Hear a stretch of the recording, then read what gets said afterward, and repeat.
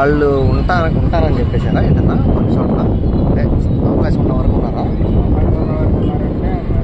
అదే రోడ్డు మీదకి వచ్చినా మరీ దారుణం ఇంకా.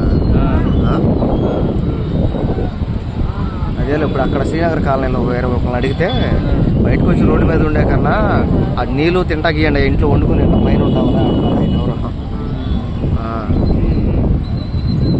ఇంకా పెరిగే అవకాశం ఉందనుకుంటాను ఇంకా.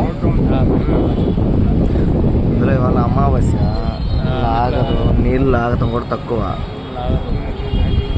సముద్రం కూడా అమావాస్య రోజు ఎదురుతుంటా ఉండిద్ది.